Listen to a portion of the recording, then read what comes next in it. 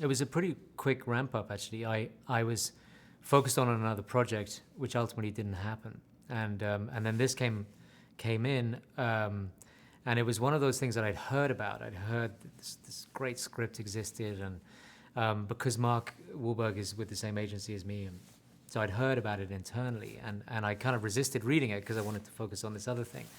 And then I came to it and I read it and I just fell in love with it. And knowing Mark was already going to do it was a huge reason. First of all, actually, why I read it in the first place. Otherwise, I don't think I ever would have taken the time. And then when I read it and I thought this is just a perfect combination.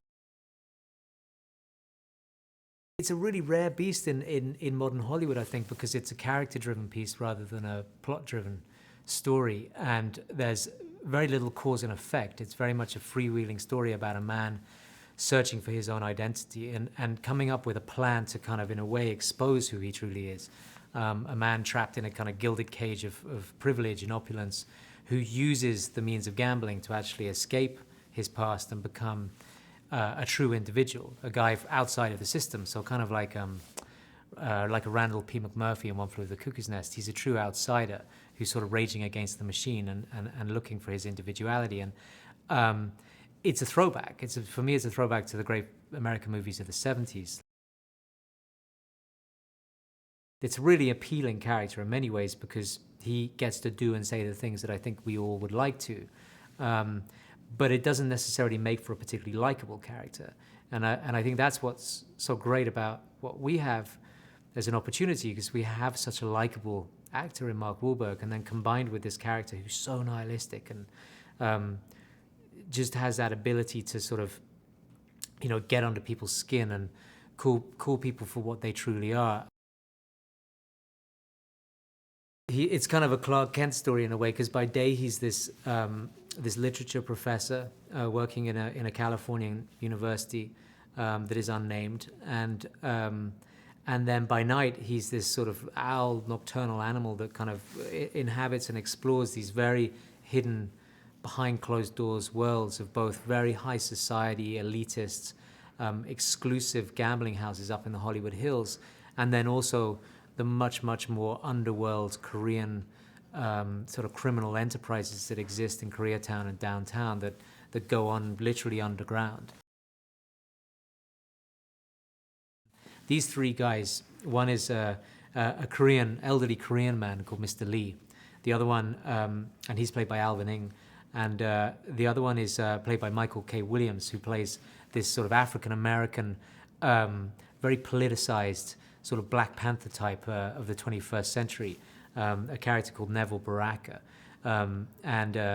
He's a guy who has fingers in many pies, and he runs a limo company, and he also runs a brothel, but he's also first and foremost a moneylender, like the other guys. And then there's Frank, played by John Goodman, who's much more of a kind of a sort of unmade bed of a guy who's lived 5 different lives, and is a sort of he's a bit of a casualty, but he's a sort of like an elder Jewish Frank Sinatra, basically, and he's a thug as well. But he's the third of the three, and they're kind of like the wolves up in the hills, and gradually they start to descend upon Jim. When the time starts ticking and he's not paying them back, they start to close in on him. Amy's much more seeing the glass half full, and she's curious about everything. So we've created this character with Brie, Larson, who plays Amy, of a girl whose inquisitiveness sort of is manifested in her kind of lifting things out of different environments. She's not so much a thief, but more of a procurer of different objects. So when we find her in her apartment, she's not that different from Amélie, the character in the French film, who this sort of very quirky individual girl who lives in a not so much a fantasy world, but in her own very particularly created world. And she falls in love with Jim primarily because she sees a kindred spirit, even though he's somebody who may not necessarily be the most attractive of people in many ways. And they have this interaction at the college on day one where he's incredibly exposing of her. Like, he really pulls all of her own insecurities out of her right in front of the class. And it both shocks her and rocks her, but it also it brings her closer to him, and she starts to ask questions of him and find out more about him. And then when invited, she gets sucked into his world and goes along for the ride. This in particular, I think he's lost close to 60 pounds, and we wanted to kind of create a wolf-like sort of physicality about him.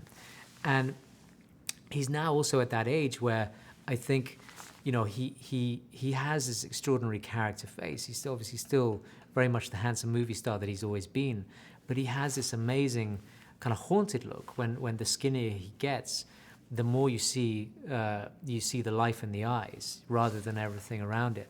And I think that's just done us so many favors in terms of what we can then do with this character, because he's disappeared into the role. He's not the guy from Transformers. He's much more the guy that basically is sort of just completely been enveloped by the character of Jim Bennett. It's a very funny film, you know. It's a very funny film, and it's a very dramatic film, and it's a very moving film, and it's I hope a film that everybody, whether they be male or female, can relate to, in the sense that we all, in our own way, are all trying to figure out who we are, and we all do that in various ways. And some of us are happy with our lot and carry on as we've been prescribed, and there are those that make the choice not to, for better or for worse. But I think regardless of what choices we make, it's always fascinating watching somebody really, really push the envelope and kind of stand up to the man and see what he can get.